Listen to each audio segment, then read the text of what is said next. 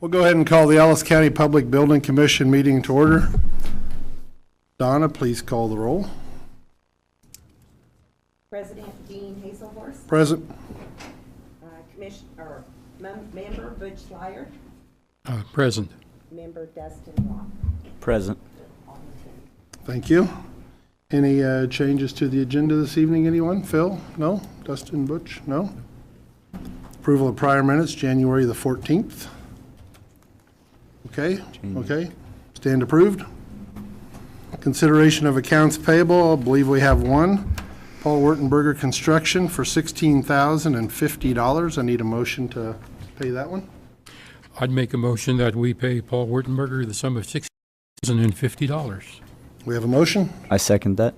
and a second. No further discussion. All in favor say aye. Aye. Aye. Motion carries 3-0.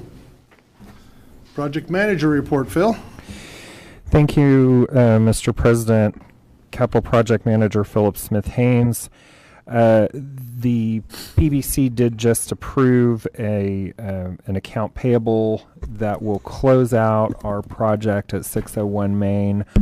I'll just note that we are going to be holding that check because we are still waiting on one item.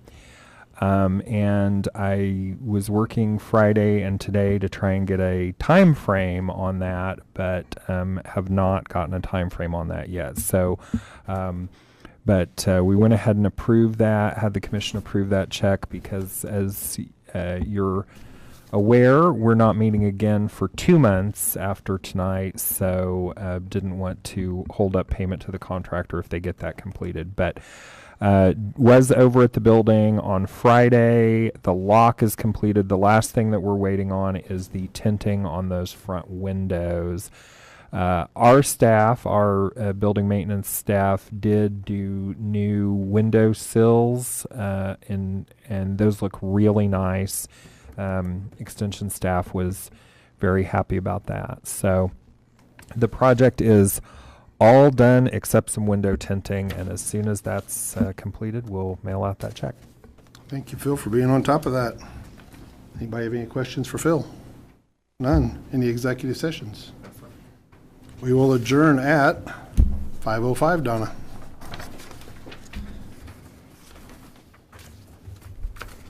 Ready to start? We'll go ahead and call the Ellis County Commission meeting to order. All rise for the Pledge of Allegiance. I pledge Allegiance to the flag of the United States of America and to the republic for which it stands, one nation, under God, indivisible. Employees and guests and sheriff, undersheriff, city police chief, what a great honor to have all of you here this evening. We should have employee recognition more often. That way we have more seats taken up than 2 or 3 like usual. So thank you all for being here. Donna, please note that all 3 commissioners are now present. Any changes to the order of business this evening?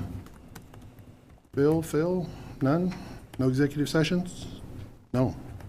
Prior minutes, February the 4th. No changes. No problems. Stand approved as presented, Donna. Next is the consent agenda items A through G. I need a motion to approve the consent agenda. I move we approve the consent agenda items A through G. Thank you, Dustin. I'd second that motion. Thank you, Butch. We have a motion and a second, Donna. All in favor say aye. Aye. Motion carries 3-0. Next item, issues from persons not on the order of business this evening. Do we have anyone? Yes, Donna.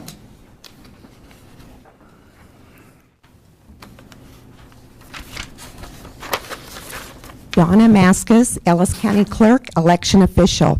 I just want to share a little bit about what's going on with our election equipment. We are looking at new equipment for Ellis County. And last Tuesday, we had a great group. It was 26 people and lots of great questions. And our vendor was very impressed with Ellis County's interest. And we have 2 more vendors that we have scheduled. The next is February the 21st, and that'll be at 10 o'clock. And then February 19th at 10 o'clock. So everyone's welcome. We'll have it in the commission chambers here on the east end. Thank you. Thank you, Donna.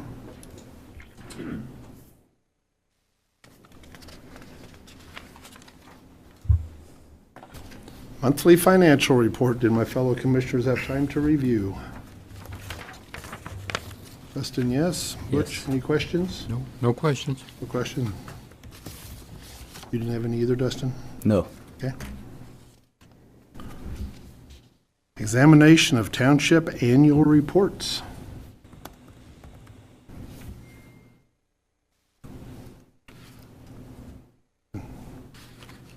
It should have been in the packet. I wondered because I didn't have one. I don't think I've seen that. Phil, have you seen them? It's right here. Yeah, they're not part of the packet that was distributed. They're in your box. Okay, thank you. And it's each township, and their obligations to the township is to give an annual report. Okay, And each of them have, and Okay. we've looked it over. We've looked at their starting cash balance and their ending cash balance, and it looks fine. The county clerk is to sign it, but you are, as a board, are supposed to look at it and verify.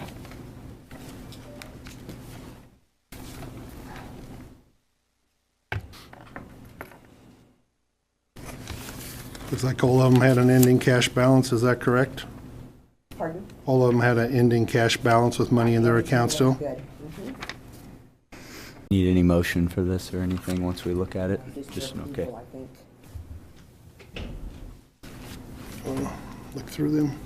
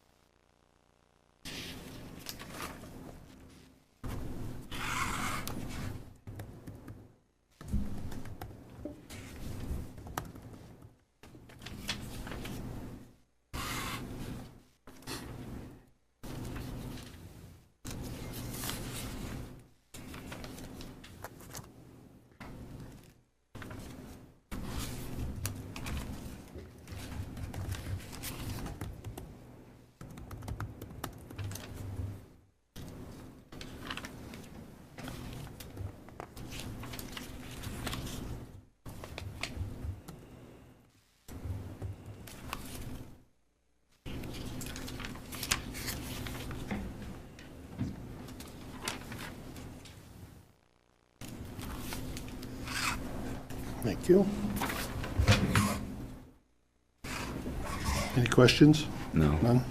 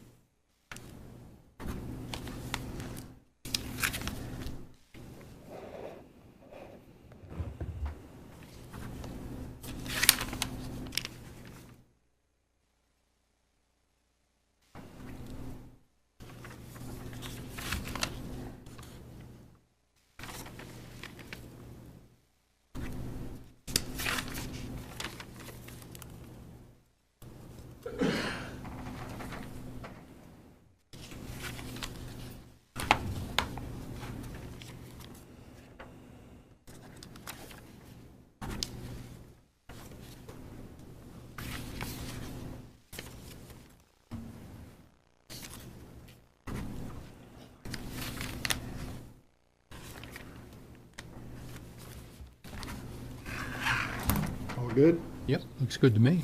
Okay, thank you, Donna. We will move on to what most of you probably came here for, Employee Service Awards for 2018. Phil? Thank you, Mr. Chair, County Administrator Philip Smith Haynes. So, as you noted, we have a number of employees to honor for their years of service to the county during last calendar year, 2018. So what we'll do is I'll invite the commissioners to come up here and sort of stand in a row here. We'll have Janet Schmidt from Human Resources is going to come to the podium and read the names. We'll have the employees come up. I have a box of stuff to hand out, and then we'll have them shake hands with each of the commissioners, and you can congratulate them for their service to the county. So, Okay, we're ready, guys. and we'll be starting with rural fire and then going into the county employees. Okay. They just kind of. We'll come by and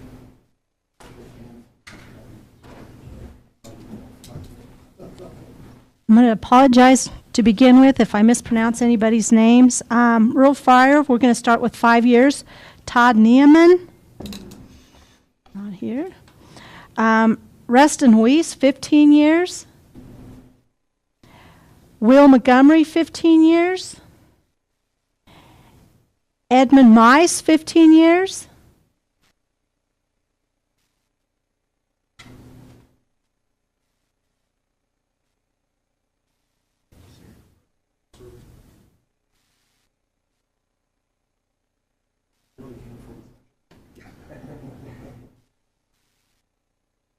Chris Brungart, 25 years, and at 20 years, oops, I missed Terry Riedel, 20 years, Terry Riedel. At 20 years, you get a check and a plaque. And then Chris Brungart at 25 years. And Steve Seefeld, he's got 35 years.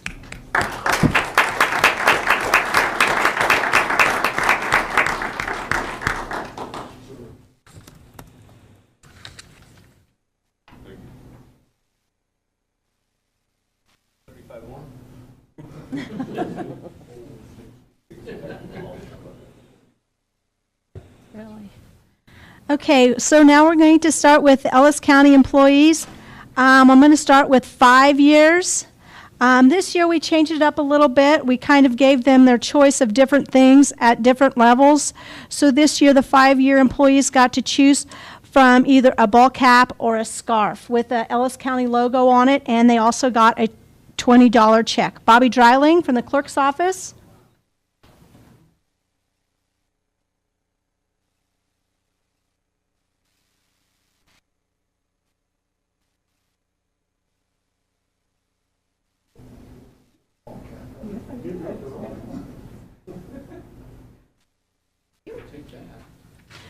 Ruth Murmas from the clerk's office.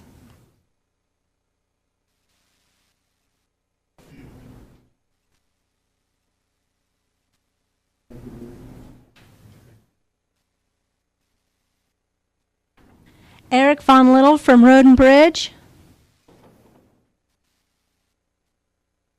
Eleanor Durr, EMS. Kim Gable from the Attorney's Office. Andrew Powers from the Sheriff's Office.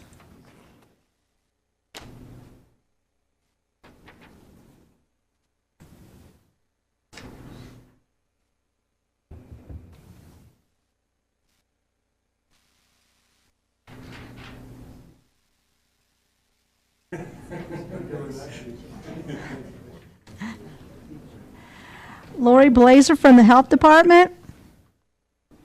And then Blaine Dryden from the Sheriff's Office.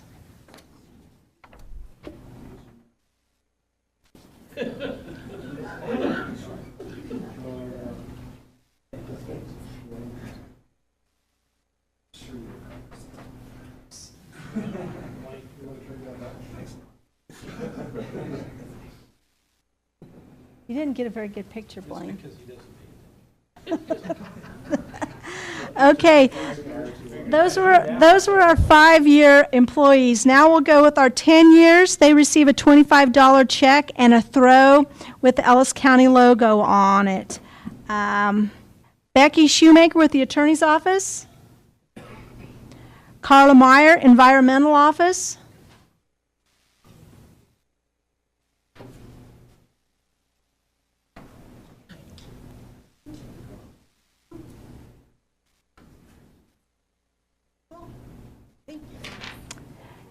And Bill Ring with the Road and Bridge.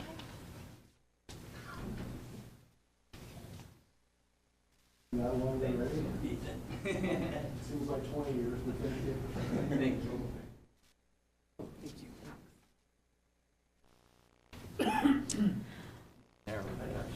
That's the last of the 10 years. At 15 years, we have Austin Talham from the EMS department. Josh Gibson from the Sheriff's Department. Sharissa Brule, EMS. We're not doing well here. How about Michelle Ballman from the Appraisers Department? And the last one, Brenda Baskell from the Attorney's Office.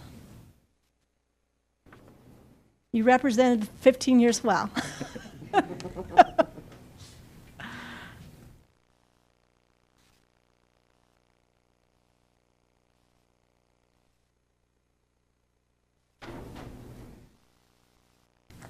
Okay, the 20-year employees receive a $35 check and one additional paid day off, and the paid day off will show up as an award on your check, so you can take that as you please, okay? I have Tim Dinas from the Sheriff's Department.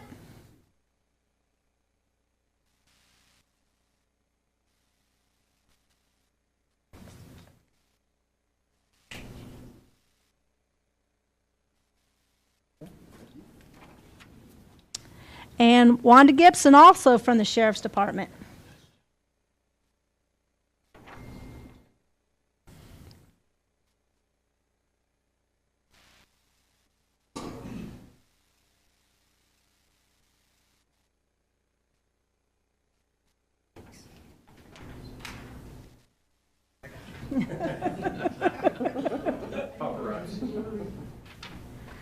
Okay, at 25 years, our employees receive a check for $40, a fleece jacket with Ellis County logo, and an additional paid day. Creta Liker. Okay. EMS. Carrie McHugh, EMS.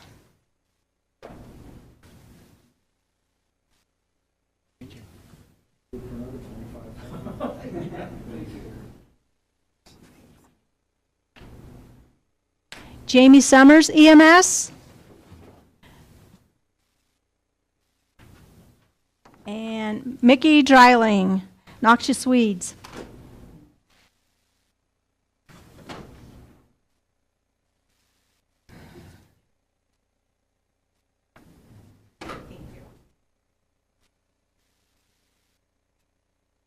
And we skip an awful lot of years. We go from 25 to 40. We don't have anybody in between, in the 5 years in between. So we do want to recognize Becky Herzog. She's been with the county for 40 years. She receives a $50 check and a plaque. And that additional paid day.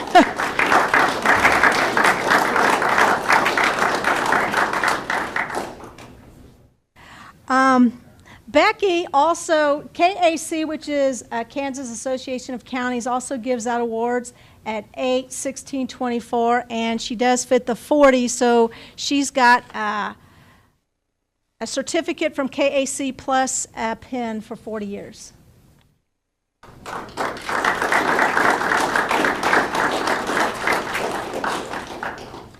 Also with the KAC award, I have Roberta Oberney from the Sheriff's Office at 24 years. She gets a pin and a certificate.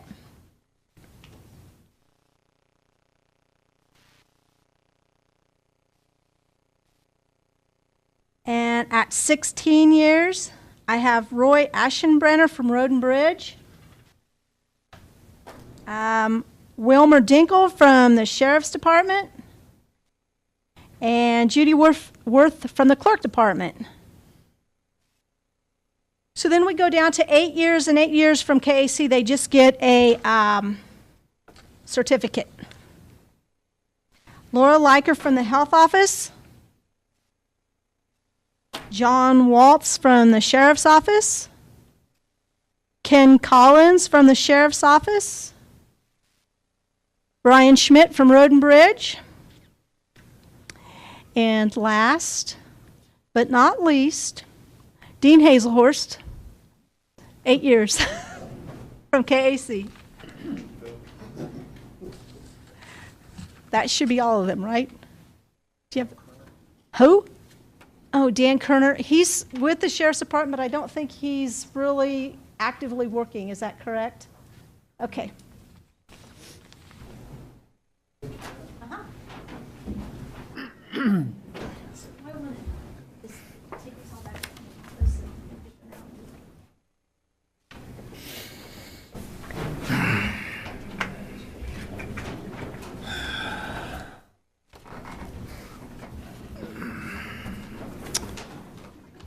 Move on to Ellis County Attorney Budget Authority Increase, Tom Drees.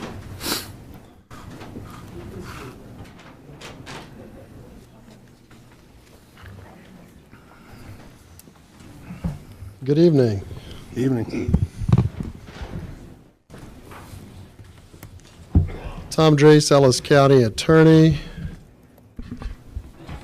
I'm asking for a increase to replace an assistant who's moved on to bigger and better. He had been a part-time, half-time spot, and I'd like to take him back to full-time. I've got some additional information, more than what was in the board packet. Amanda Truen, our court, the head of our courts, is present.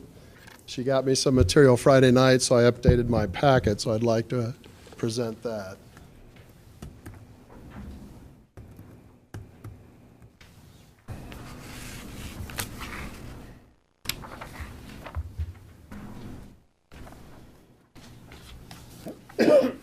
Thank you.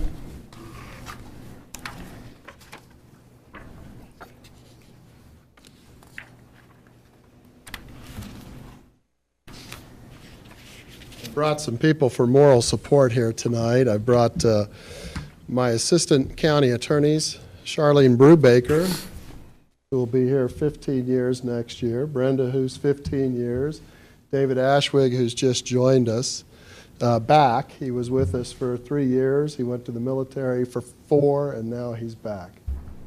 Also asked John Tremblay from Corrections, Chief Don Scheibler, Sheriff Ed Harbin is present. So they're here for some moral support to back me up a little bit. As you're aware, Chris Lyon was an assistant in my office. We had agreed to move Chris to a part-time position so that he could run for Trego County Attorney. He did that. He was successful. He also ended up picking up the City of Hayes prosecutor position, then the Waukene City prosecutor position, and now the Trego County counselor position. So he's turned those part-time jobs all combined into a full-time job, and he then resigned from my office effective last November 1st. So I would like to, we had moved his spot to halftime in 2017 to allow him to do that. If he had won in 16, he did win in 16. So for 17 and 18, his spot was a half position, and that's what it's budgeted in 19 as well. But with him then now moving on, I need to replace him rather than try to replace a half position. I'm asking the commission for an extra $35,423 of budget authority so that I can replace him with a full-time position. Attached is a series of attachments, and the reason for the update is we got our yearly 2018 numbers in Friday night, so I updated the material with Friday with year 2018. Attachment A1 and A2 is the budget for my office. B1, B2, B3 were the fiscal year 2017, which I now have, if you look at E1, E2, and E3, those are the fiscal year 18 that we now have in. If you'll see those on E1, you'll see in counties of 20 to 40,000 in population, we ranked second with 672 criminal convictions last year, fifth with 193 civil adjudications, and when you combine the two of them at 865 total convictions and adjudications, we were second in counties 20 to 40,000 in population. E2 is the breakdown for the criminal, including felony convictions, misdemeanor convictions, DUI convictions, traffic convictions for the total criminal. E3 is the adjudications. As you know, and the Ellis County Attorney is not only responsible for felony and select misdemeanor prosecution, we also take on juvenile offenders, child in need of care, our care and treatment for people who are suffering from mental illness, alcohol or drug addiction. And so that's our total civil on E3.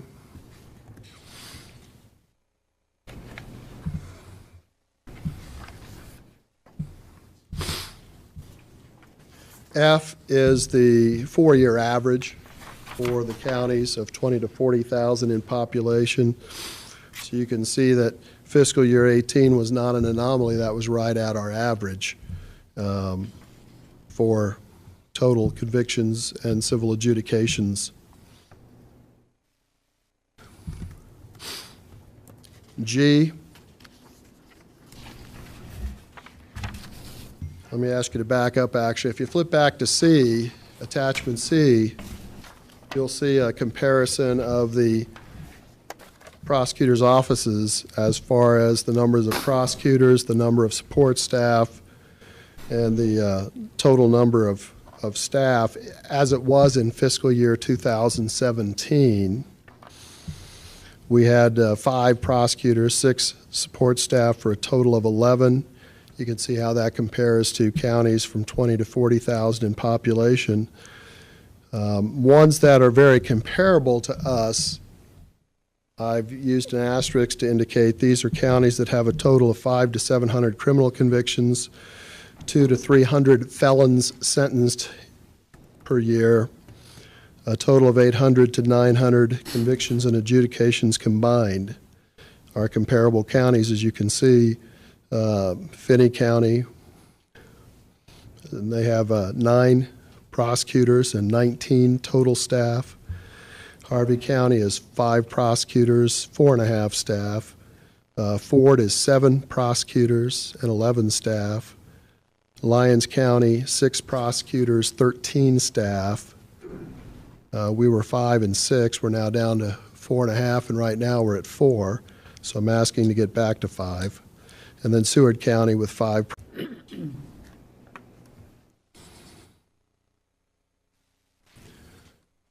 Attachment G, I looked at fiscal year 18 as far as the total number of criminal convictions, civil adjudications in the prosecutor's offices, divided out by the number of prosecutors in those offices, and that gives the convictions per prosecutor in the top 25 counties in the state. When you look at the counties that are 20 to 40,000 population, from Crawford down through Seward, you can see we ranked 4th last year with 192 convictions per prosecutor.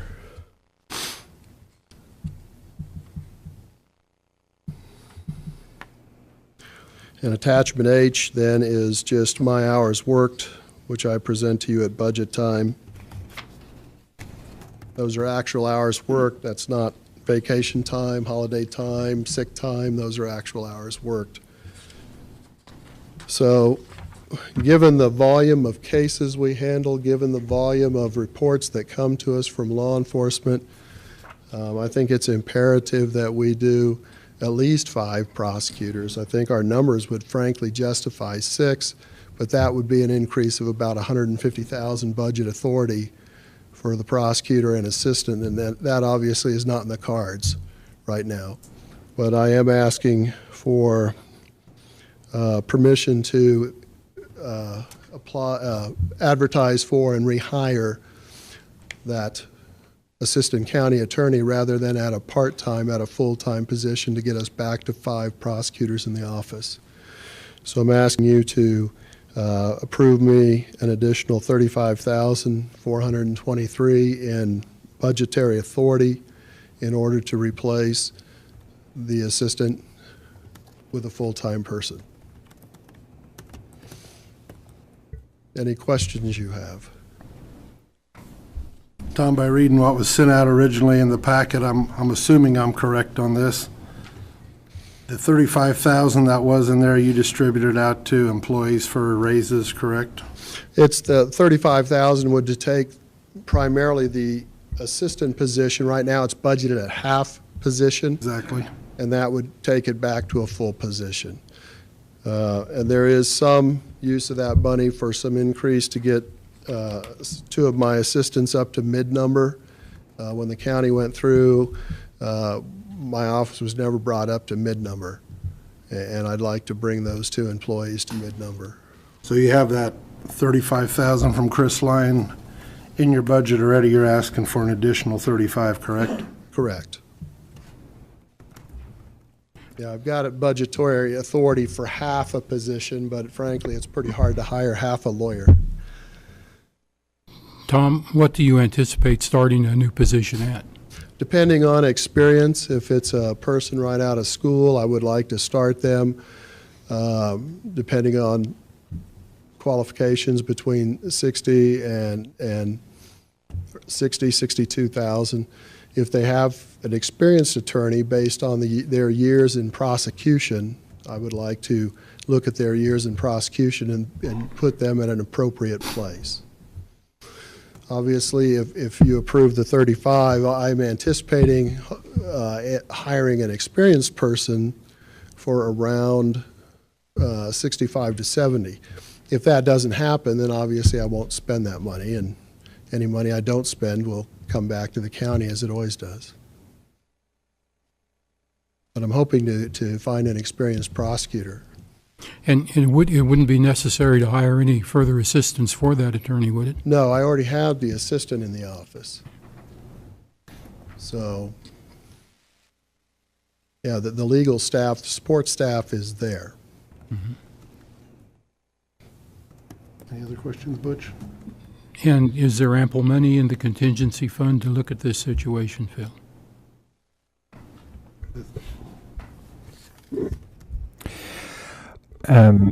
In preparation for being asked that question, I did put together a possible scenario. Given the requests by the county attorney's office, I've identified $3,800 in savings where our insurance bills this year came in below what we budgeted. There's money in the commission budget that we will talk about later in tonight's agenda. And I would recommend about $22,200 out of our contingencies. Our contingency budget for this year is about $28,000 higher than our actual expenditures for last year. But of course, contingencies are called that because you don't know what's coming. So I wouldn't recommend spending that full $28,000. But if we took $3,800 from our insurance savings, $22,200 from contingencies, $93.85 from savings in the commission budget, Tom would have to eat $38, and I'm sure he would be willing to do that. I'm sure we could do that. So by doing that, we're cleaning out all of our other contingencies like commission and all that. We're cleaning out all the excess out of them to do this. Correct?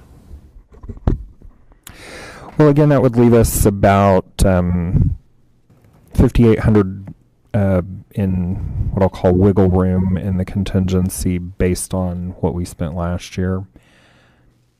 Okay. Thank you. Dustin, questions? I guess I just got thrown quite a bit more information than what I had in the initial packet. So, I guess one of the questions, and maybe it's already been answered, that I would have is,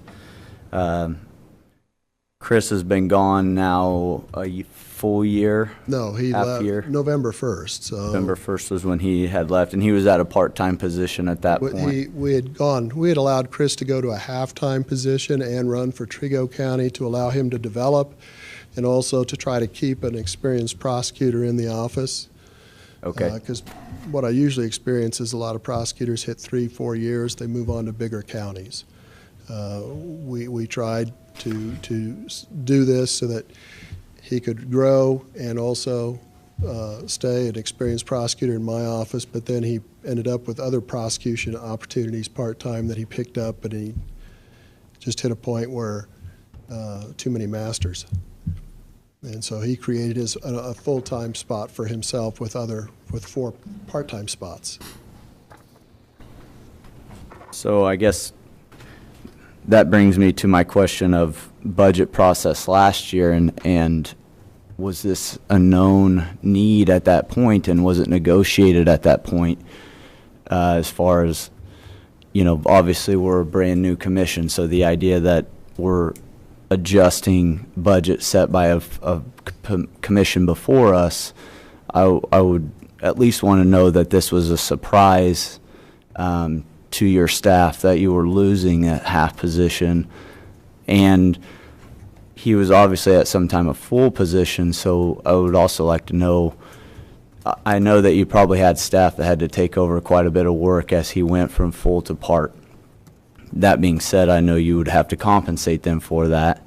You wouldn't just expect them to... No, there was no additional compensation. Everybody's just worked harder.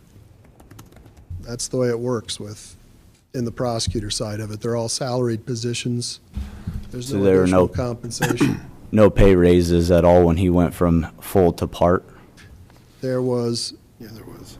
a decrease on his. There was some increase to 2 assistants. Exactly. Yeah. Yeah, there was an increase. Yeah, so there was an increase to staff's Right. salary when he went part-time. And then he picked Whoa. up the Trego County counselor was the last job picked up. Yeah, and I might not be doing a good job asking questions. I guess the question I should ask and let you answer instead of continue talking is, did you know that Chris was going to be leaving the office when we did the budget last year? No. Okay. No, I had asked to bring my assistants up to mid-level last Okay. budget, but no, I had no knowledge that Okay. he would be picking up. That he would be running Waukeena or... City Prosecutor and Trego County Counselor. Those are appointed positions. Okay, We knew he was running in 16. right. We made the adjustment accordingly to a half-time position. Okay. So that one you knew of, but the other one, Knew of, yeah, the other appointments that ended up making him leave the position completely, you weren't I aware was- of until they happened. right. Correct. I guess where I'm at is we're a couple ways away from here talking about Budget. our financial forecast for 5 years, and it doesn't look very good, and we're going to have to make some tough decisions, and so that's where I just basically I want to know that the taxpayer money is being spent well. I also want to know that you guys can take care of this kind of stuff. I want to know that you're well staffed enough for that. I don't know if any of the other attorneys in the office would want to speak to how the caseload is going and stuff like that, but I wouldn't mind hearing from them, but if they don't want to, I know that that's not their responsibility. It's just tough when a budget from a previous commission is put together and then shortly after a new commission comes with 2 new commissioners that we have to start talking about Increases. paying more money than was budgeted, especially after looking at some of the financial forecasts for the county. Now, most definitely, I think I would be open to this when we talk about a budget for next year. I think that the idea that you're understaffed doesn't settle very well for me. But at the same time, you know, I also want to, you know, do some sort of service to the budget that was set by the commission before Right, me. and I understand your question. At 5 full-time prosecutors, we can pretty much maintain what's coming in versus what we can produce. It doesn't take care of any backlog of cases, and we have a backlog. I have not had 5 prosecutors full-time. And so, you know, I've been looking forward to that for several years. It just hasn't happened. So at 5 full, we can maintain what comes in versus our output. It will not eliminate the backlog. It will not allow us to stay completely caught up. Okay. Tom, this young lady would like to speak. Please, tell us who you are, even though we all know. My name is Charlene Brubaker. I'm an assistant county attorney. I'm in just started my 15th year in this position. I've practiced law here in Hayes for the past 30 years. My job at the Ellis County Attorney's Office is to run all of the child in need of care proceedings, as well as the care and treatment for mentally ill and drug abusers and alcoholics. And then I assist with some of the juvenile offenders, although Brenda Baskell has primarily taken over those responsibilities. I just feel compelled to remind you all, maybe it's just my passion for what I do, but in terms of what our charge is for the Ellis County citizens and who it is that we look out for and who we are protecting, I just can't overstate my belief in the importance of the work that we do. And Tom talked earlier about how we all just kind of stepped up to the plate and tried to take up the slack. And I think for the most part that's true. You know, sure, we like to be paid well, but I also think that the attitude in the office is we're going to do what we need to do in order to get our job done, and whatever it takes. You can't just look at kids who have been removed from home or in an unsafe home and say, well, sorry, I don't have the hours to put in to take care of you, and so I'm sorry that you continue to be abused and neglected, but that's how it is. That can't and won't happen in our office. And again, Tom has really provided great leadership for us and really empowered us to know that we will do what we can to take care of these people. In addition, I would point out that law enforcement and community corrections are here, and I know you give money to them. And, you know, we're part of that equation as well. Why are these officers working so hard to do what they do? They get out, they risk their lives every day. We're kind of the end of that function of government, if you will. They can make all the arrests in the world, but if we don't have anybody there to prosecute those cases, you know, what good did it do you to fund the drug court? What good did it do you to fund community corrections, to provide things for the sheriff's office if we can't get the prosecutions in? And so I really think this is not an idle want, wish, or need on behalf of our office. It's a very real need, and I recognize that it would come with sacrifice through your work. But it really, really is important, and I would respectfully request that you seriously consider it and look at the need behind the work that we do and not just the dollars and cents that are involved. Thank you. Brenda, would you like to speak?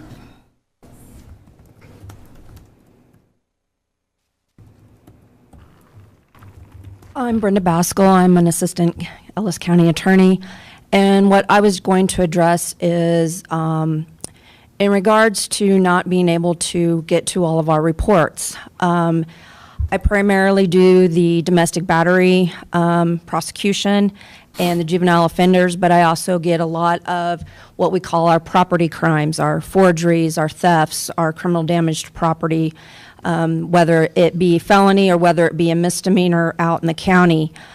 Sadly, I don't get to those types of non-person crimes as quickly as I probably should or would like to, and at the expense of my victims of those crimes, because I am addressing crimes done by juvenile offenders that I feel I do need to address immediately once I have them on my desk, because as we all know with children, you need to deal with it when it happens. If I wait 6 or 7 months down the road to get to that juvenile, you know, he may already or she may already have committed 2 or 3 more crimes instead of having them on some type of supervision where maybe they could be steered in the right direction. My domestic battery cases are ones that I like to get to as quickly as possible, and I don't get to them as quickly because of the juvenile offenders. But domestic battery is between 2 people that are in a relationship. A lot of times I am dealing with a victim who wants that individual to get help, but they don't want them in jail because they provide them with some type of need, financial need, or whether it be they are their children's babysitter. And I try to get to them as soon as possible, try to address them, whether I'm going to be offering some type of diversion to that individual to get them the help they need, or whether I'm going to pursue charges, and regardless of the wishes of the victim, just because my job is to protect them, because my job is to protect the public, and despite their desire not to have that person prosecuted, there are times when we have to do what they do not wish to have happened. So if there was another prosecutor in our office that would be able to take on some of those non-person felonies where I have victims, but they're victims of property crimes, and you know, a lot of times I think, okay, no one was hurt there. Financially, yeah, they were hurt, but physically, no. And the juvenile offenders, I really do want to get to those addressed as soon as possible as they come in. And I probably get in 2 or 3 juvenile offenders a week. So I'm trying to deal with that on a weekly basis. And it's not something that, oh, I get a juvenile offender 1 or twice a month. It's weekly. So I just wanted to put that out there so that you would understand what we do in our office and what we're faced with and how we try to prioritize what we do. Thank you, Brenda. Thank you. Anyone else from Tom's office like to say something? I believe we have another young man.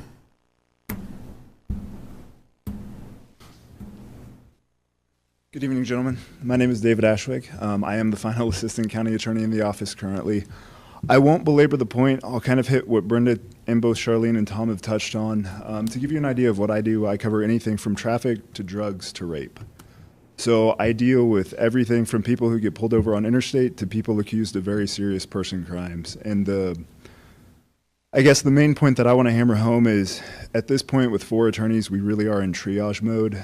The need for a 5th is very real. The fact is, there are more police reports that come in than the 4 of us can plausibly read any given day. A 5th isn't going to magically solve that, but I think it puts us in a much better position to do our primary purpose, which is to look out for the citizens of Ellis County. Again, law enforcement can make all the arrests that they want to, but at the end of the day, without the prosecutors there to take it to the finish line, the cases just kind of sit there and they build. And the sad reality is there's just no way to get to all of them. However, I do believe the 5th position would be a very necessary position so we can maintain our job. Thank you. Thank you. Not to Thanks, interrupt Scott. you, Tom, 1 second. Mike, I just got a text from one of our famous viewers out there that said there's no audio. Maybe you know that. Okay, thank you. I think Scott Brown wanted to, under sheriff also wanted Scott? to address. And then John Tremblay from Community Corrections is behind him.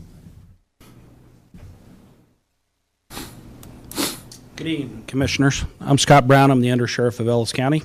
I'll keep it brief. The They prosecute a lot of cases. I was assigned to the Drug Enforcement Unit back in 1998, and I'm still assigned to that. I'm in charge of the unit at this point in time. We make a lot of drug arrests within Ellis County, and those people go to jail. And by having a fifth prosecutor, it allows those people to see judges sooner and get out of our jail. By not having that person, it slows down the process, which in return costs the sheriff's office, the county, the taxpayers more money because it's set in our facility much longer. We in the past have had cases not prosecuted that were very good, but because of Tom's limited staff, he has to pick and choose which ones. We spend many, many hours investigating these cases, and every one of them is important to us.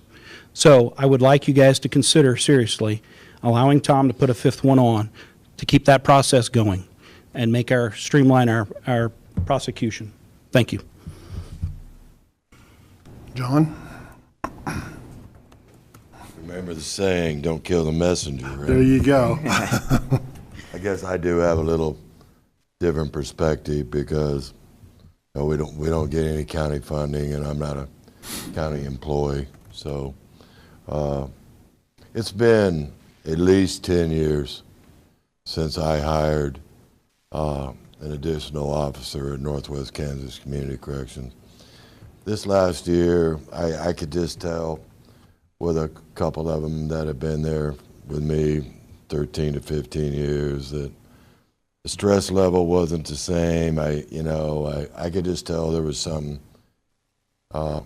going on, and they finally just came to me and just said, John, we just can't keep this up. We're not able to do things, and then the way they wanted to, and then we had the drug court. So I hired a new officer at Community Corrections just because of the numbers.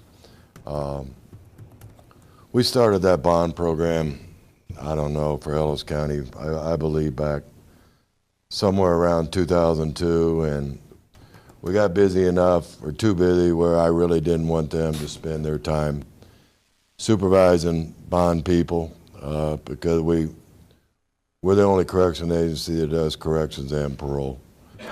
So I took it over personally. I know I have, right now, I have 35 people on bond waiting sentence in Ellis County. I think at the drug court, I think we're already at, if I had to guess, 17, 18. I have no reason to believe that within another year there's going to be at least 30, 35 people sentenced to that drug court out of Ellis County. You mentioned Brenda with batterer's intervention. There was no domestic violence programs in Ellis County anymore. So I want to say probably around 7 years ago, I started a domestic violence program. We have one of our offices in Hayes for Ellis County now. I'm not going to mislead you and tell you everybody that's in our domestic violence program in the Hayes office is Ellis County people, but it's safe to tell you that at least 75% are. And right now there's a waiting period for that. I don't know how I'm going to deal with that, but there is a waiting period on that. Just about a month ago, there was 2 people released off bond with me just because they had not had the time to file the charges. And that's just a reality of it. I just don't see at least our community correction numbers out of Ellis County going anywhere. I suspect that we're going to continue to grow. We do cover 17 counties, so that, my situation's a little different. We're by far the most largest agency in the state geographically.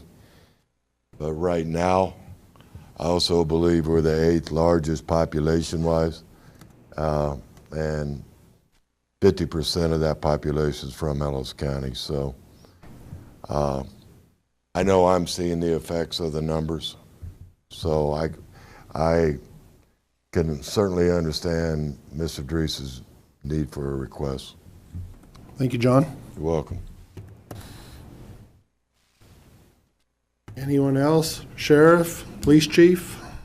Any further comment? Both of you?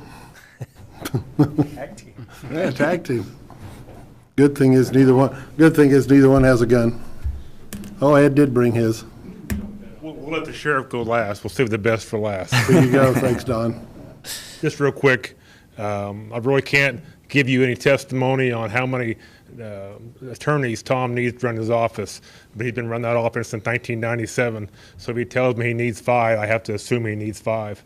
I do have some concerns about the backlog in that office. We have homicide cases that have not been prosecuted yet.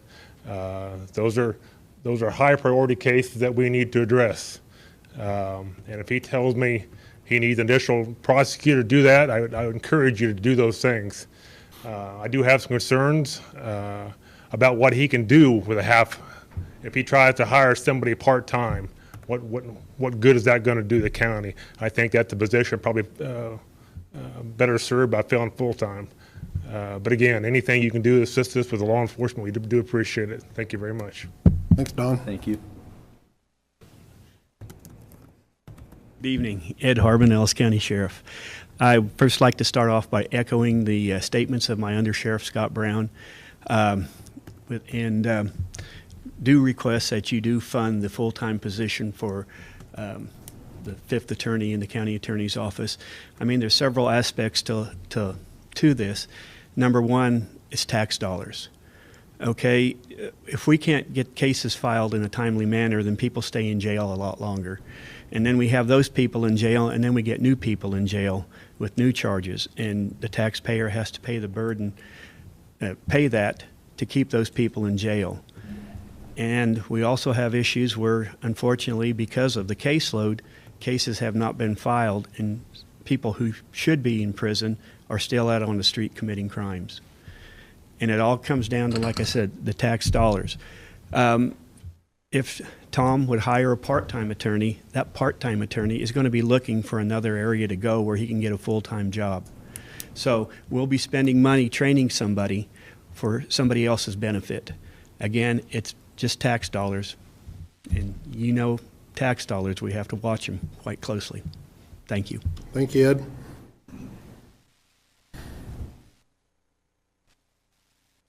Commissioners, any further input? Yep, Commissioners, for approximately 12 years, I went up to the jail on a daily basis, served some inmates' medical needs.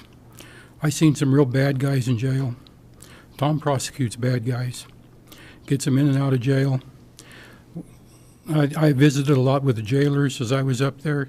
We seen some people were in jail way too long. Some people we seen come back frequently. And the more staff Tom has, the faster he can prosecute these people. I'm sure of that.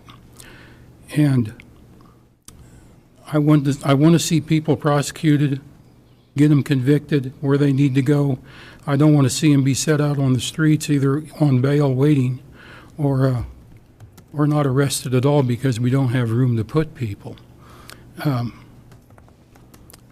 I know we're concerned about fiscal issues. I mean, we can see the spreadsheets, but I don't have any problem asking the public to invest in their own public safety.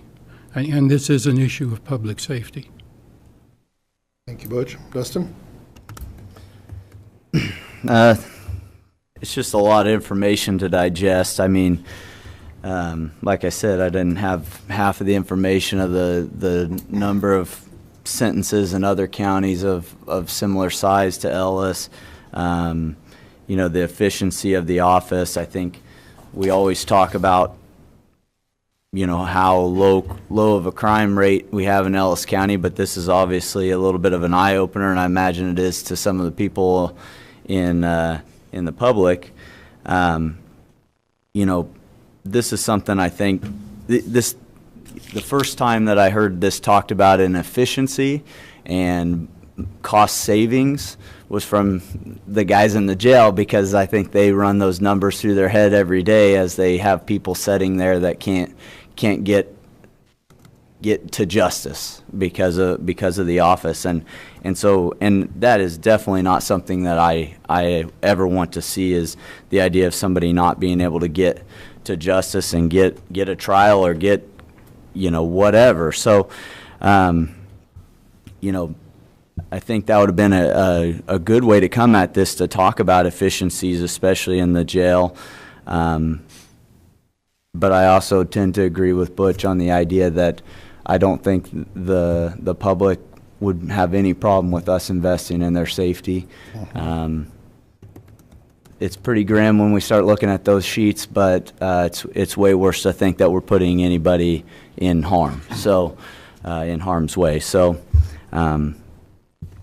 do you have anything else to add, Tom? I mean, there's a couple things that I kind of want to hit on. It's something that I've been hitting on at all avenues, any of the department heads, things like that, and that's the idea of cross-training within our county, the idea of getting lawyers that are good at handling all different kinds of caseloads, so that if one happened to be critically ill or gone for a while or things like that, that we don't get backlog in cases and things like that. Well, we do cross-train within our office, but the bottom line is you have to have prosecutors to process cases. Right. And so I could handle any case in the office, and I do handle all cases in the office. Brenda and Charlene cross-train on each other. David works with me. I work with David. We're cross-trained in that area. Okay. But the bottom line is you have to have the bodies to process the cases.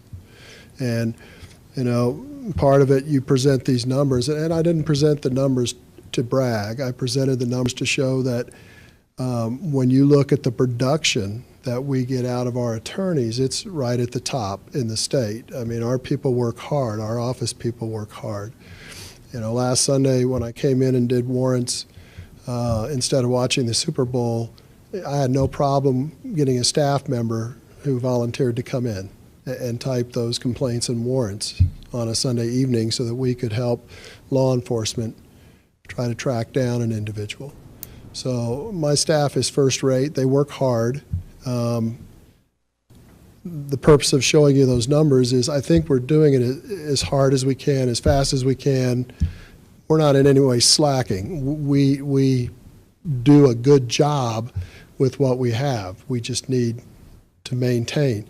Those numbers from fiscal 17, that would have been July 1st of 16. Chris was still full-time in our office until June 30th of 17. He was part-time those last 6 months. 18 has been the numbers, fiscal year 18, with Chris as a part-time, half-time prosecutor in my office. So it's to show you that, saying, well, just work a little harder. We can't produce what we need to just working harder. We're working as hard as we can. We're producing everything we can. I just need another lawyer to help produce what needs to be produced. So I'm respectfully asking that you allow me to keep that position and to take it back to a full-time spot. Tom, I guess being here for the 8 years I've been here, thank you, Donna, for pointing that out. I didn't know I'd been here that long, I guess so. I mean, I've heard this request basically in some aspect for the last 8 years, whether how many hours you donated. We all donate hours. I don't care if it's your department, if it's the sheriff's department, we all donate hours. And I mean, we do that because we grew up in Ellis County, I think. We all love our job, we love our people. I know the sheriff's department, they're out there day and night, as you know, because you're having to get paperwork for them and keeping Ellis County safe. And I agree with you. I think we probably do need a fifth one. I know you've asked multiple times over the years for full-time instead of part-time. In all fairness to both new commissioners, even though Butch has actually been involved in the county longer than I've been, I would like to give Dustin time to go through the numbers and digest it. I'd like to make a decision March the 4th, bring it back to the commission on that day. It's 2 weeks away, I guess, 2.5 weeks away. If that's all right with you, and we can make a decision at that point. I know where my mind is made up at. I think I know where Butch's is. I guess I don't want to throw Dustin under the bus yet. You know, this is all new to him. I would like to give him a little time to look at the numbers. I mean, I've seen him for 8 years, and Butch's, I know, probably seen him about that long too, or longer. So if it's all right with you, all right with Phil and my fellow commissioners, I'd like to table this to March 4th, the first Monday in March.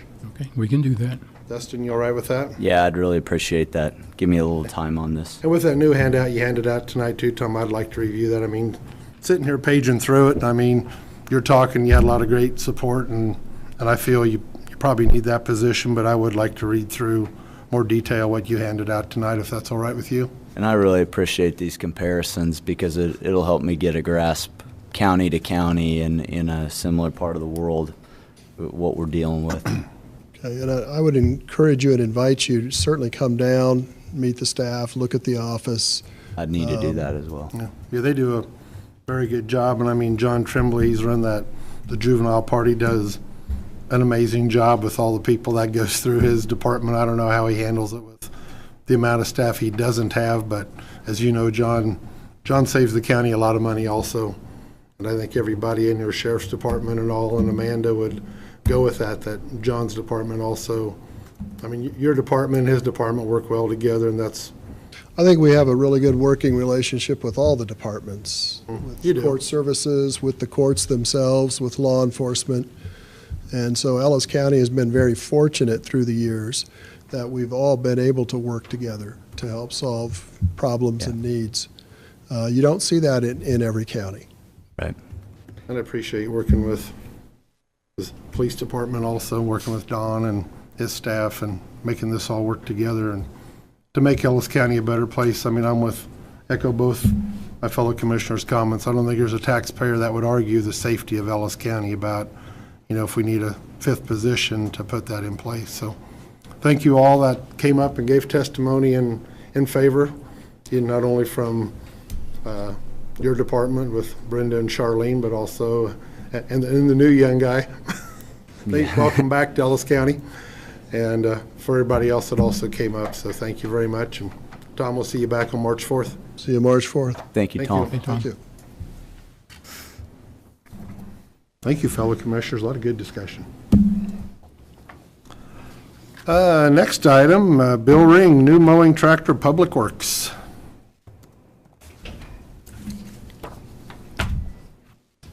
Good evening, Commissioners. Bill Ring, Director of Public Works. And I have with me our Road Supervisor Kurt Hoffman to answer questions and the landfill foreman Vern Reuter, because our proposed project here would be splitting the cost of the tractor. Just so everyone knows that if you come up now and speak, I just got a new text says we now have audio. They said when Tom Drees walked away, we now have audio. Got something on it. So thank you, Tom. Now we have audio. We're live. Thank you, Mike.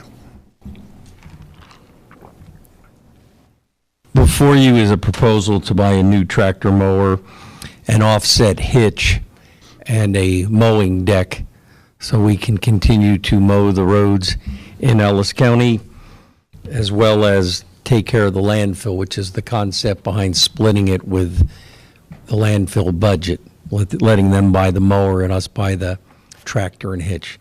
We also do have funding, as it says in both Fund 16 and the Fund 30 for the landfill, which covers capital expense. So you know we mow approximately 1,800 miles of road a year, and that is what is considered road miles as opposed to lane miles, because as we go down one side of the road, we also come back the other side. So you can double that number. We actually have to mow 3,600 straight miles of roadway. The biggest problem we have is that we have a very short season to mow, basically from June until October, maybe November. It's all weather related, but we do have to get the grass cut in the county prior to, as we say, the snow flies. We do not want the grass holding the snow up. We want it to be able to blow across the roads.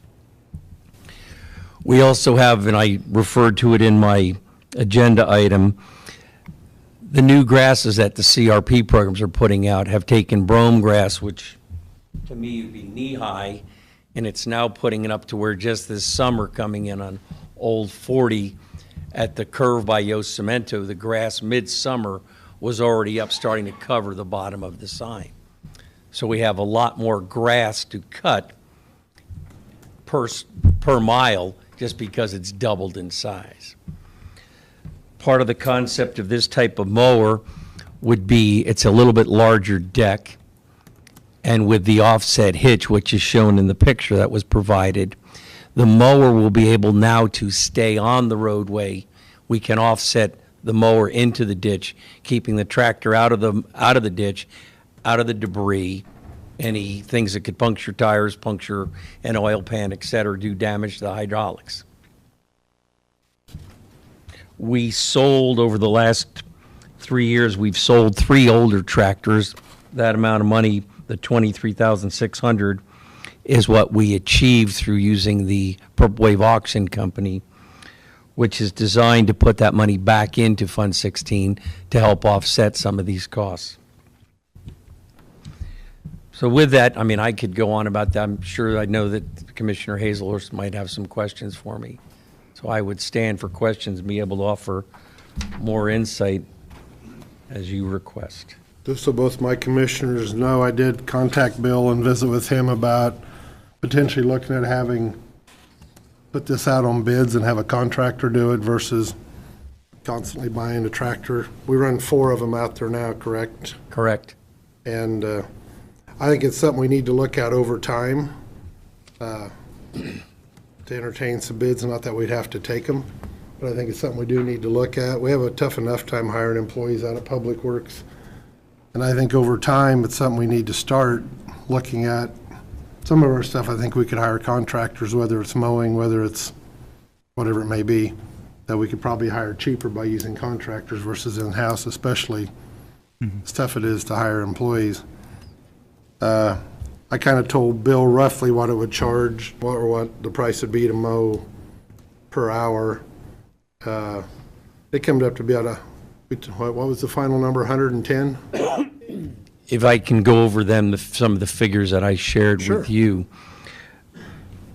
This past year, let me pass something out if I might. And while he's passing that out, I mean, it is a $100,000 figure, a little over that, if you would bid it out to a contractor at the present price. I think actually it'd be cheaper than that if it went to bid. A couple things we'd have to be concerned with, like Bill and myself talked about, is getting a contractor out there, overseeing them. I mean, right, that'd be another issue. But if you hired good people, once they went and did it once and they did an okay job, you wouldn't have to follow them around. But I just think it's something we definitely need to look at going down the road. Maybe not tonight towards this, because we obviously don't have enough time to prepare, but I think this does need to happen over time. There's certain areas that I think we could hire contractors cheaper, and for one, they're not a full-time employee. Two, you don't have to worry about all the benefits that go along with a full-time employee. But that's outside of it. If you're paying a contractor, if you're paying a flat rate, yeah, $60 an hour, we don't care what they do with that money. That's paying to provide this service. Mm-hmm. But yeah, this what I just passed that to you, and after Commissioner Hazelhurst called, I did some more research quickly. This is page 54 of a 54-page report. Okay, it's the bottom line. I had Mickey Dreiling, she does all these cost analysis for us, but it shows that at the bottom, that if you look at the middle and the bottom, it shows labor hours. We had 1,405 hours of regular time. We had 234.75 hours of overtime. So we had 1,639 hours of mowing time. Commissioner Hazelhurst said that if you used a figure of $65 per hour for a contractor, 1639 times that's $105,000. Now, if you look at the right column on the bottom, that is how we cost it out. We had $26,905 in labor, and our equipment cost was $29,119.50, with a total of $56,025. That's half of the 105. I also was able to get after, and again, as I spoke to the commissioner, we had reached out to KDOT here in Hayes because they are also looking into putting mowing out to bid. And I haven't had a lot of time. I got an email as I was walking out the door. But using their formula where they charge a per acre price, and then they figure out the width of the grass strip times the miles, basically 1.8 acres is in 1 mile with a 15-foot cut, okay? Using their numbers that they're getting ready to put, it would cost us $176,000 to pay for mowing. So those are, again, dollars that we are not spending. Now, I will say that the $26,009 is just actual labor dollars. It's not benefit time included in that. So you could maybe put 25, 30, whatever the factor is on top of that, but it's still well below what it would cost at $65 or $60 an hour, whatever. I had some other concerns which I feel that we would have to address in this, one being liability. Someone else is working in our right-of-ways and on our roads. We would have to make sure that there's proper insurances in place. I questioned with Commissioner Hazelhurst, who's going to inspect this work? They're not our employees, they're contractors. So would that add more time to myself, our supervisors, et cetera, to go out and follow up? Who's going to handle the complaints? Because the people are probably going to call us, not the contractor. We could have potential for damage claims. Again, they would have to have good insurance. And who's going to manage that if they would sling a rock through somebody's windshield, as an example? They're going to be calling me right now.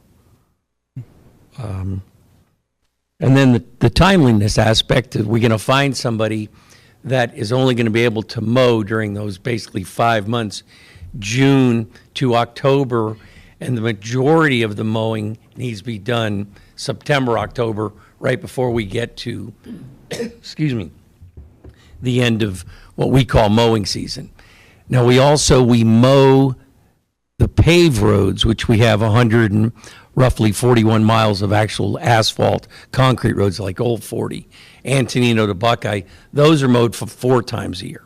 We try to keep those clean back because those are the main thoroughfares. The rest of them are only mowed once a year. We easily could have tried to mow twice a year if we'd had time and people, because again, with the amount of moisture we had and the new grasses that are being planted, and these, it's drifting into the right of way. We are not planting the grass, but it's coming off the CRP and it's just creeping in, so it creates a boondoggle effect for us.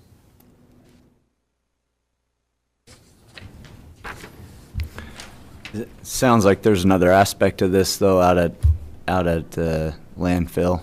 So do we need to speak to that as well, because they must have some mowing. They also, okay, I'm sorry. In the past, they have just borrowed a mower from us. They would come and get one of our tractor mower combinations and go out there because they have to, and they're under pretty stringent KDHE guidelines to make the landfill, clean and well managed. And Mr. Reuter has done an exceptional job and gotten A ratings now from KDHE because of the conditions in the landfill. But we also have a lot of grass at the landfill covering the old cells. We used to be what they call a subtitle D, where we actually buried trash, and that ended many years ago. Those cells have to be maintained, keeping, grass cover and whatnot. So we have to mow that. We also have the property that runs along the front of the landfill that has to be maintained. And so we thought that to be cost effective, instead of trying to buy the landfill a smaller tractor and a mower, which we really don't need, if we could share the expense of them paying for the mower deck and us paying for the tractor and hitch, we could actually save the county dollars. One question I'm running in on here, you said that this would be a mower that we could keep this new John Deere tractor on the road. It looks like a pole behind, direct behind. Is this the right picture? Yeah, how that, or he can explain it too, but So the tractor actually is in the grass, in the No, ditch? it's on the road. it's on the road. Tractor actually stays up here, this is offset. So this over here, it's a wing mower, this here will fold up, and this offsets over, so you can. Oh, it just doesn't look For like instance- it there. For yeah. instance, if they'd be mowing like Highway 40, they could take probably, how wide is that mower, 15 foot? 10 foot. 10 foot. They could take a 10-foot swath right off Highway 40, go one down and one back and be done with Okay. that style here. And keep the tractor out of the ditch. Mm-hmm. That's one of the goals.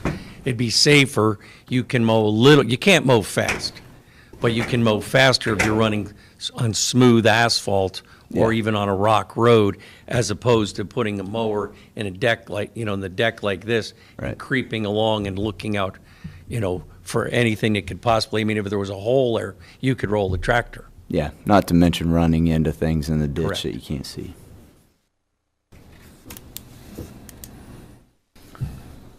Butch, any questions? Sorry we left you out over here. That's fine. No, I don't really have any questions. Okay.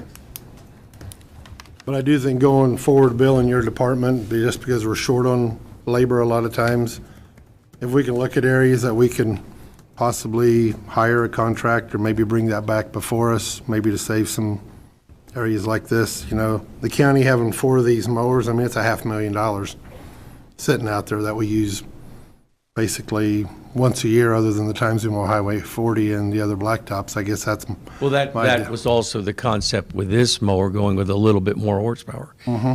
Because one of the tractors that we sold, one of the used ones, was able to pull the sheep foot, which is a large rolling device with big spikes on it. You'll see them out on construction sites.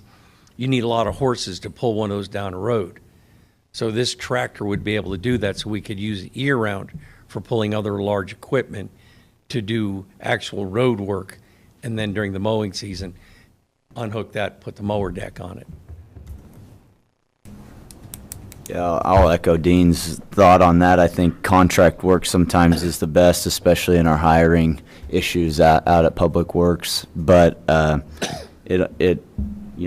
you for doing the math on that, at least the quick math on where we're at on this, and I think that answers all of my questions. I think we see that more use of contractors just in our local companies around here. I know Midwest Energy hires a lot of contractors to theirs because they don't want to own dozers and all the other things and boring equipment. That's, I think, one of the reasons that they also look at contractors a lot of times, so they don't have some of the liability that they'd be exposed to otherwise.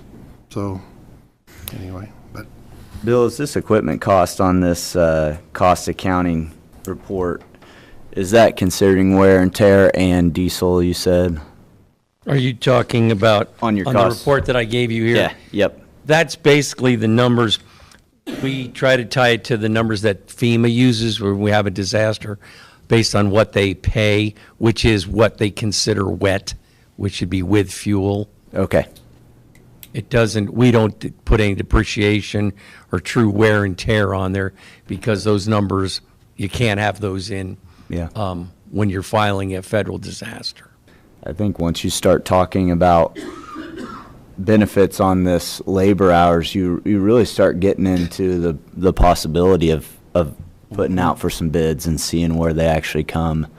So even if it's just a lesson in the areas that you feel like aren't as traveled or things like that, where you'd feel more comfortable letting go of the reins and letting a private company do the work.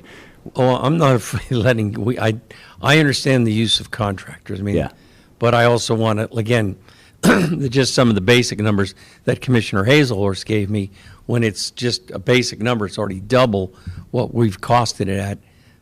And then when the KDOT thing came in at $176,000.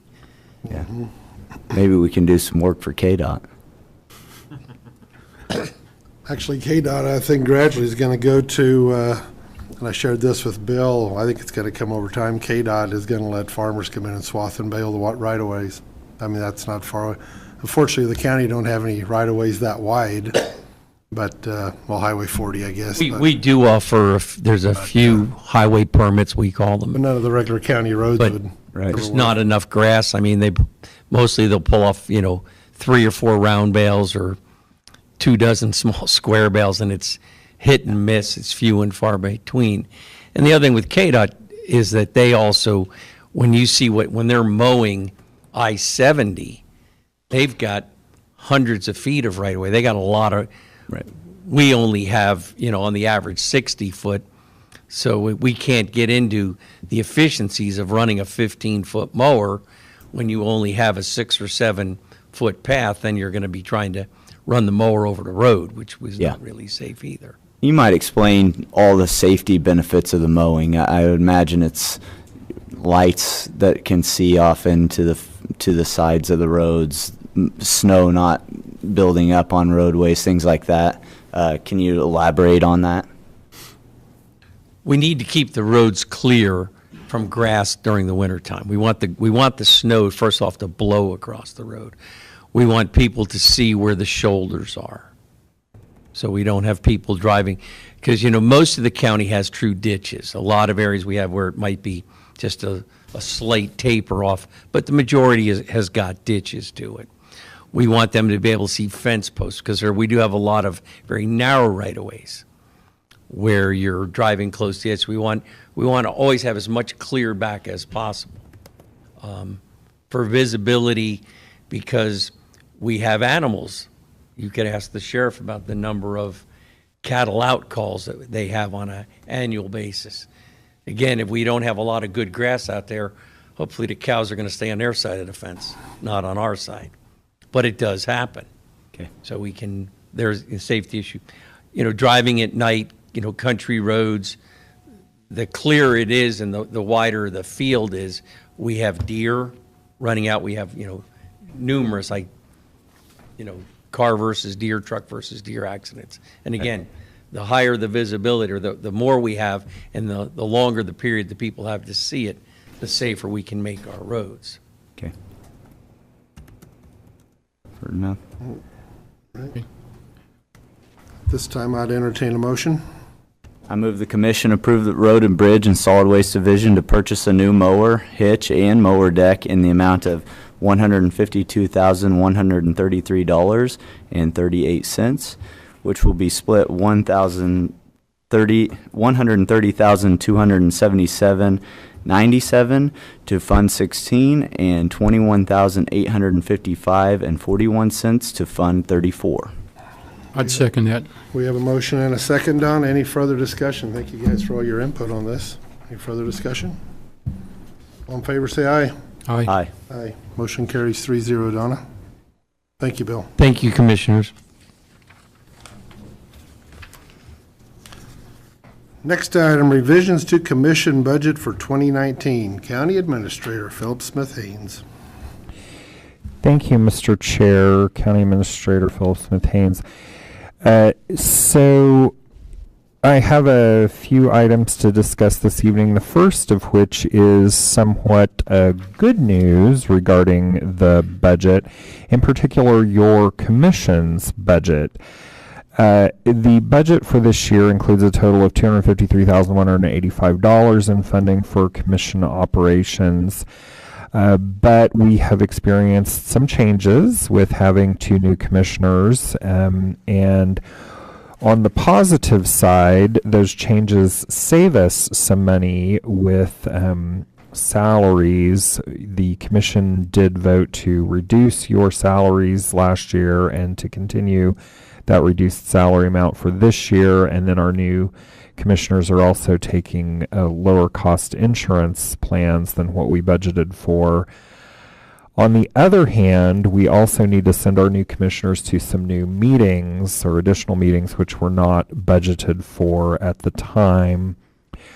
We do have some dues that were a little bit higher than what we anticipated, and as the commission is aware, we have received a request from a community group for some funding to help them get started. So I prepared a revision, a possible revision to the commission budget that takes all those things into account and still is left with a balance of about $9,385 that could be used either to put towards equipment replacement for things like mowers and public works, or to potentially fund a position in the county attorney's office if that should come back before you on March 4th. So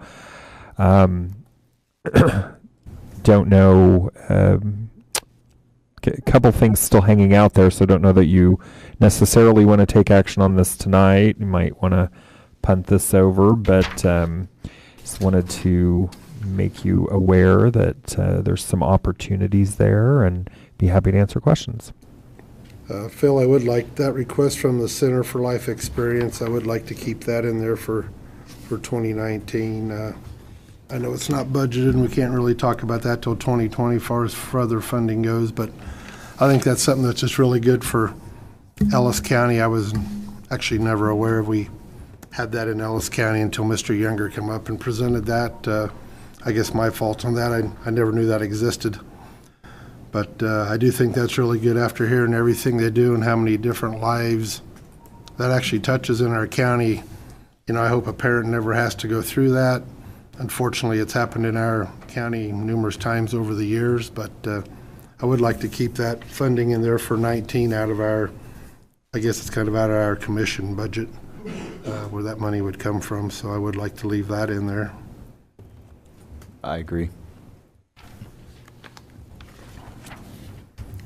A lot of them other things, I guess, until we get into the weeds, it's going to be tough to, you know, I know we had that request from the county attorney, I guess, until March 4th comes around, if, depending upon how my fellow commissioners feel about that position, but I guess the rest of it could potentially be on hold until then.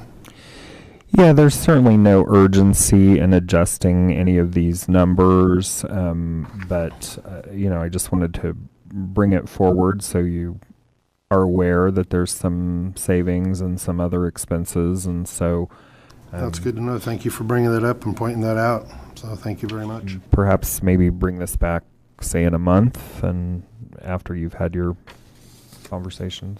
Philip, the only question I have on here is, you know, if we were to go ahead and adopt this and go, and we put that $9,385 into equipment replacement, at that point, could we pull it to be used for the county attorney's position, or would it be classified in a way that we couldn't?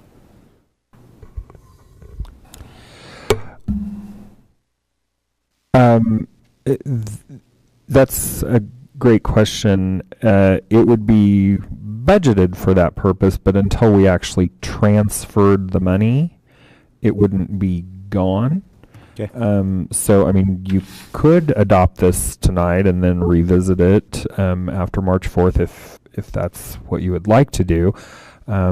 We just would, and we customarily don't make transfers like that until closer to the end of the year anyway, so. Okay. My only thought process is on that $1,000 that they're getting started, and in the beginning of that process of making those changes, the idea that we could cut them a check and not make them delayed on that $1,000 is the only thing I see as a possible benefit to just going ahead with this. And I think that probably helped their budgeting situation also, would it, Neil? That would also help your guys' budgeting situation if we made a decision on that. Okay. As long as you say that, I think I'm okay with it. Sure, I am too. Absolutely. Okay. You need a motion then from one of you? I move the commission adopt the revised budget for the Department 4 as presented and directed by the county administrator to make appropriate changes. I'll second that motion. Donna, we have a motion and a second. Any further discussion, fellow commissioners? None. All in favor, say aye. Aye. Aye. Motion Aye. carries 3-0. And the Thank you. next item, additional changes to personnel policy, County Administrator.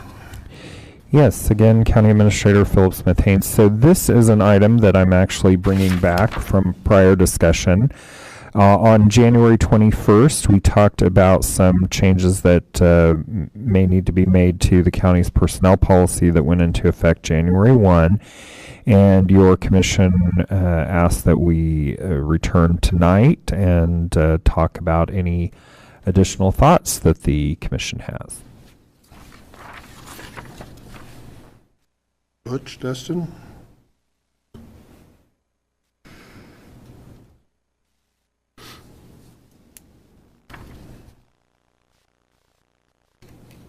Anything to add? Did staff have anything for you at all as far as any issues with the personnel policy implementation?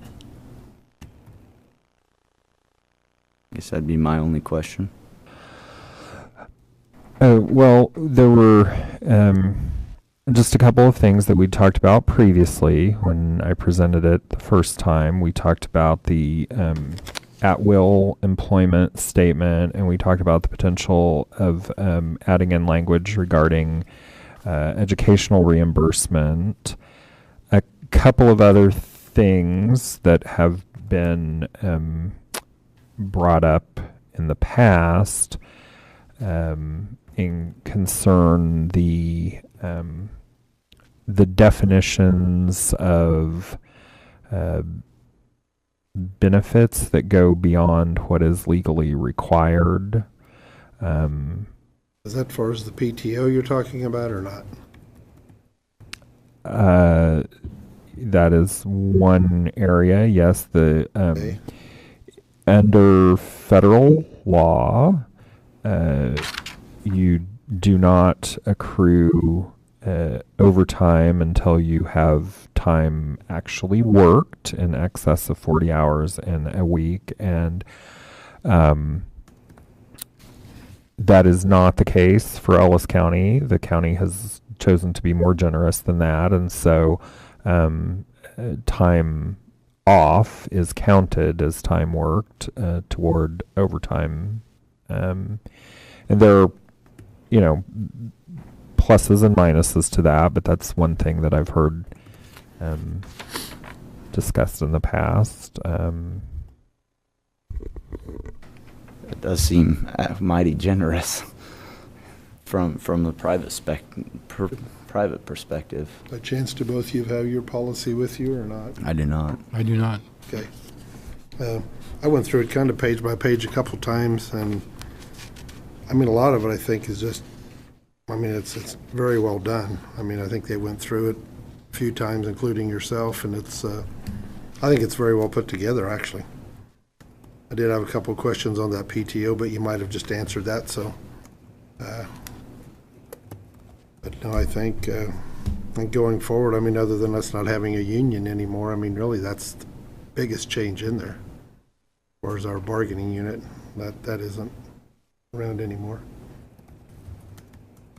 Yeah, as long as you're not hearing complaints, I think, that might be the only thing we revisit. Okay. Anything else, Butch? No, I'm good. Okay. I guess if you do have any changes in the future, we can always revisit it, but I think Phil and staff have done a great job going through it already. Okay, I will consider this a dead issue. Thank you. Thank you. Next item, financial forecast, the Philip Smith Haynes Show again. Yes, thank you, Mr. Chair, County Administrator Philip Smith Haynes. So, we are launching into budget season already. It's February, so let's talk about next year.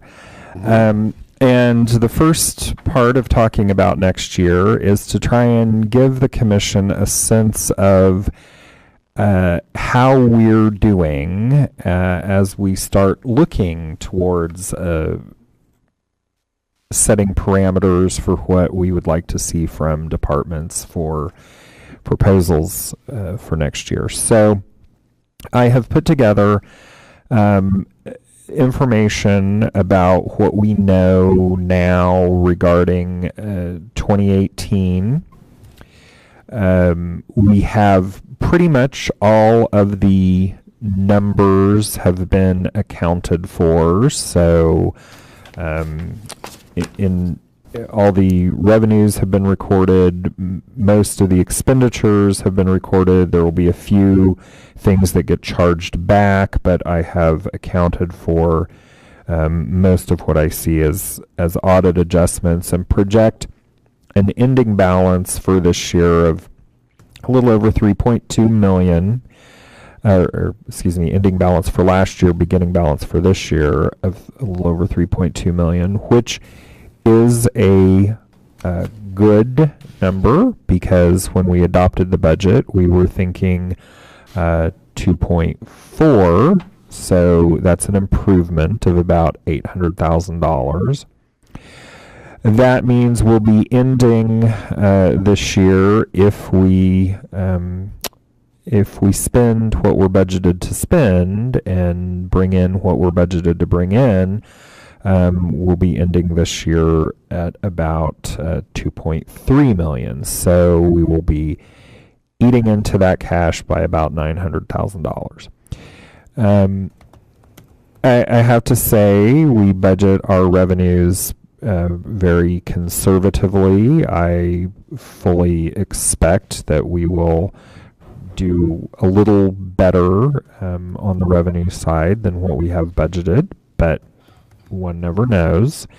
I've heard, folks starting to talk about a recession in the second half of 2019. So, and then on our expenditures, I do have in there an allowance for how much I think departments will actually underspend. So that's included in that estimated number. So if we take that 2.3 million into next year, the bad news is if all things continue on their current trajectory, we will eat into that by about another $1,000,001 for next year, and that will leave us about $1,000,001 in ending balance. And that, as I've stated to the commissioners previously, is not a good number. That number needs to be closer to 3 million than 1 million. So that's really a delta of about $2 million that we need to solve for in the 2020 budget year. Of course, in budgets, there are two ways to change the ending number: increase revenues and decrease expenses. So obviously, 2 million is about a ish 10% of what we spend each year. So one way to look at that is it's a 10% across the board cut in expenditures. I think all of the departments will tell you that that is not a number that is achievable without staff reductions. I think every single department would tell you that. The other side of that is a revenue increase in some fashion.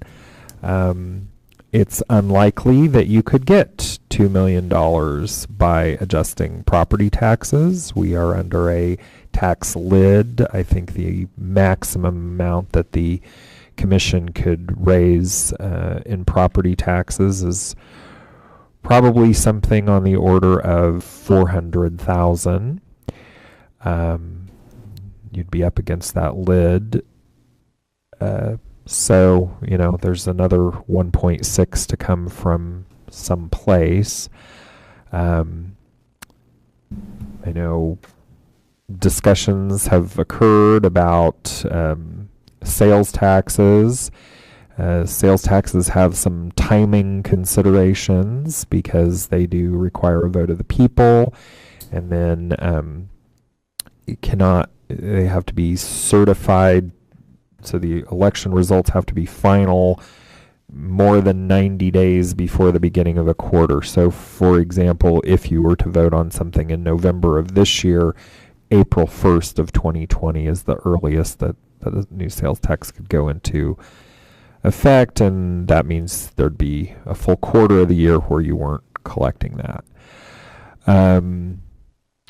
So I would suspect that budget solutions for 2020 will involve a three-way split of some kind of some additional revenues, some additional drawdown of reserves, and some budget reductions. I don't see, unless the three of you have strong opinions that one of those three things is off the table, I really don't see how we don't do all three of those things for 2020. But I'm happy to answer questions about the forecast. The forecast is exactly that. It's just a forecast. The forecast this year looks a little better than the forecast last year. If you adjust the numbers, that changes the forecast, right? So one of the reasons that the forecast looks a little better this year than it did last year is because the property taxes are being adjusted by 1.5% instead of 1.4%, and that's because the 5-year rolling average of CPI has edged up a little bit. One of the worst years falls off, and the CPI for last year was closer to 2. So I think that number is edging up a little bit. You can also make those same sorts of adjustments on the expenditure side. I've assumed 3% increases in salaries.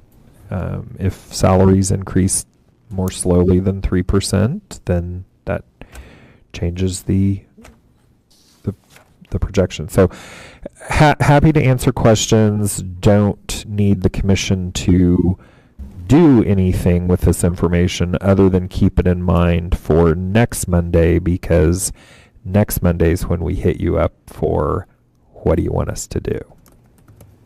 So I was just looking at your health insurance forecast. That kind of takes a dramatic raise over time, doesn't it, over the next 4 years, I guess?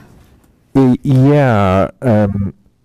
Sadly, 9% is kind of what we've been experiencing the last several years, so I don't think that's at all an unreasonable amount for that projection.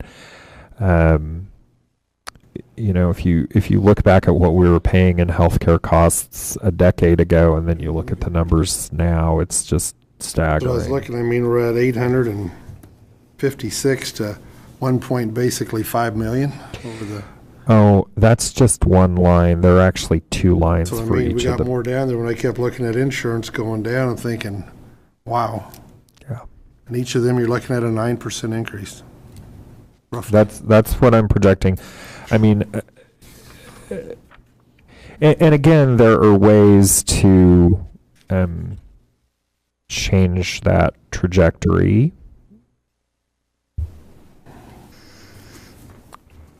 I might try to meet with you early next week sometime, unless I probably won't be around this week, but I maybe think this was some of the discussion that we had last meeting is the idea that health insurance is increasing that much year over year, and the general public is seeing that cost. But we have really good health insurance at the county level. We have very good health insurance, which really helps us in hiring, so we need to keep that in mind. But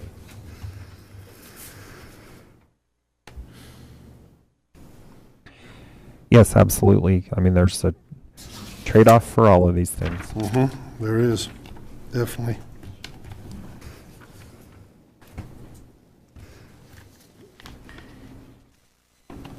And with the rest of the commission, one of the things that I've proposed to Philip is that we set some sort of a 3-year plan to get this turned around, incremental in whatever ways that we see that we need.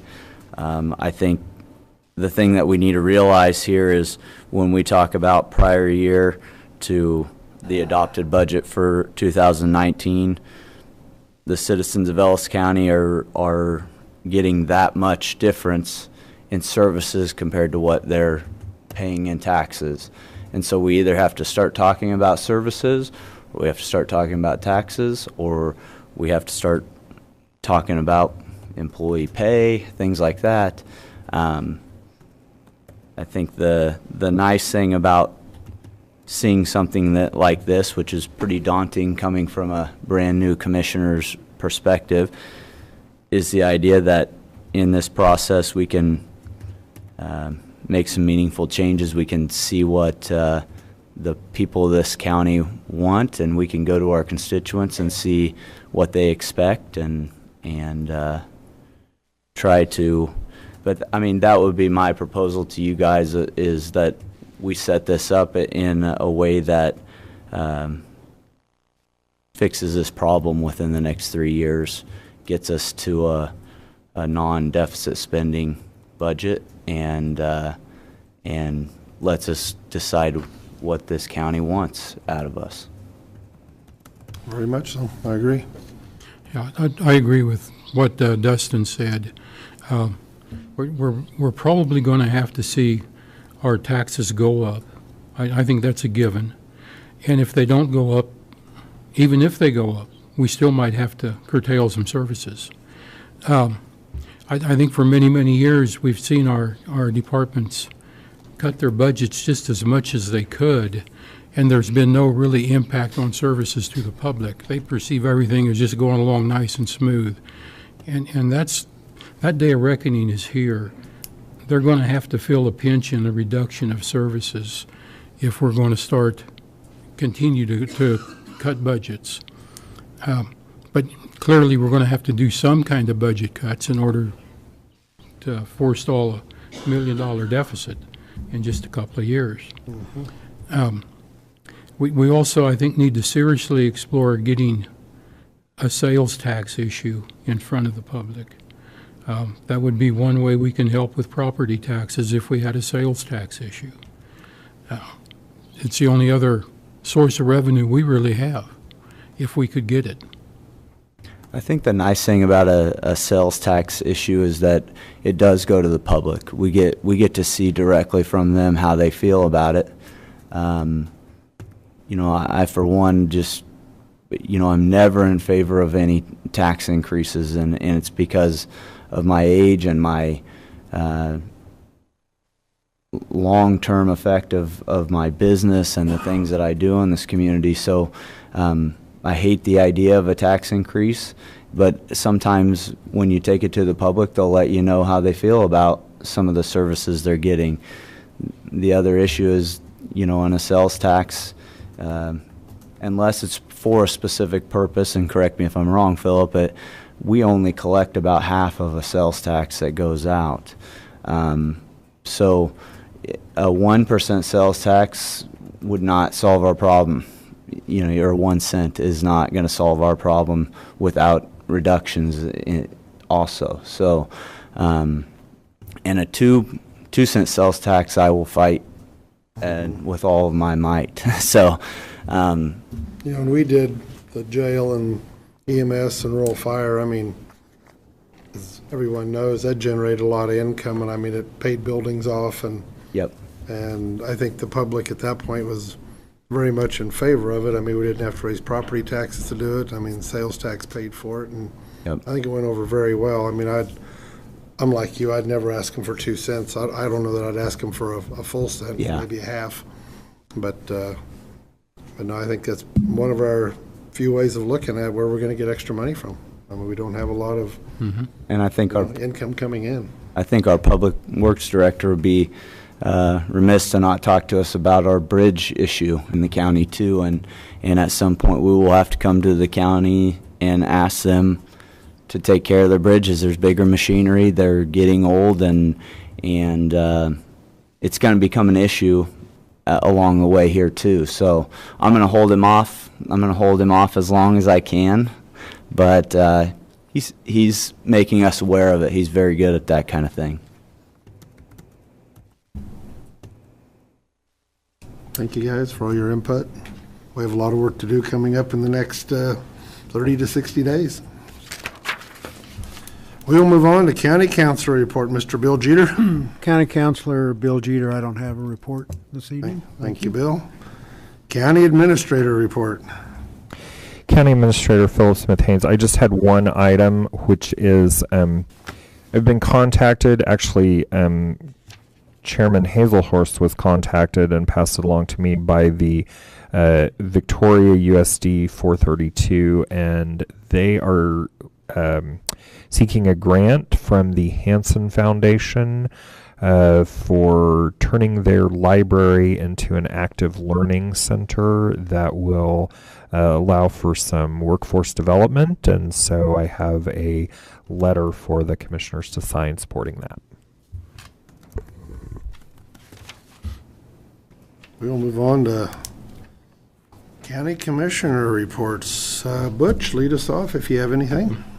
Well, I did last week attend the new election voting machine seminar we had here.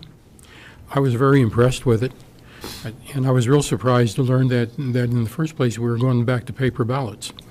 So, but that was a real interesting proposal what they had. It did not. The proposal they presented was very thorough, and it would not cost the county, I thought, very many dollars, considering what voting machines did cost in the past. So I was impressed with it. Thank you. Dustin. This afternoon, I spent the afternoon with Darren Myers looking at all the different fire facilities, or a couple of the fire facilities. We didn't have time to go to all of them. It was nice to drive around the county, see what the facilities look like.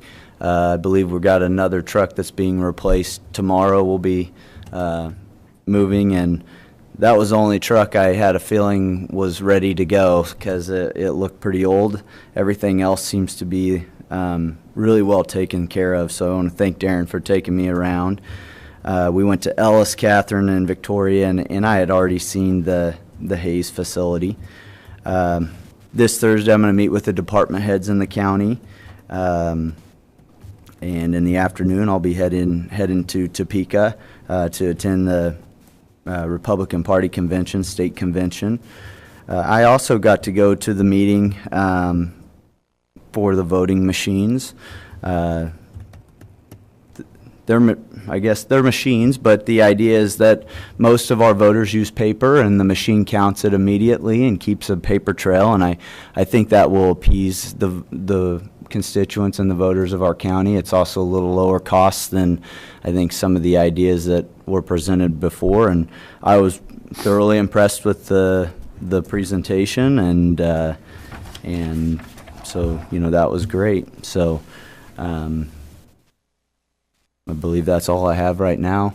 I did also meet with EMS. I met with Carrie and Darren at one point, and it's something that I want to get across to the citizens of Ellis County is that they are one of the few beneficiaries in all of western Kansas of an all paramedic EMS service, something that I didn't know, and you have to look into it, but the idea that an EMT, most of the time we use the word EMT and paramedic together in society, and it's not necessarily the case. We run an all paramedic service, and a paramedic is able to give you quite a considerable more care when they show up to the scene of your accident or sickness or fall than a typical EMT. So something that I want to make well known to the public. Ellis County is a good place to be if you're in health problems. So that's all I have. Thank you, Dustin. I visited with Dan Hess, met with him,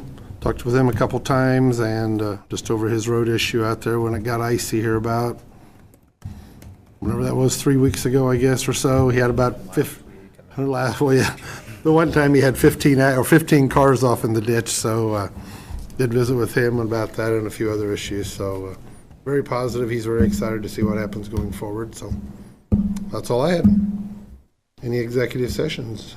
I don't believe no. Donna, we will adjourn at 7:02. You want to see that?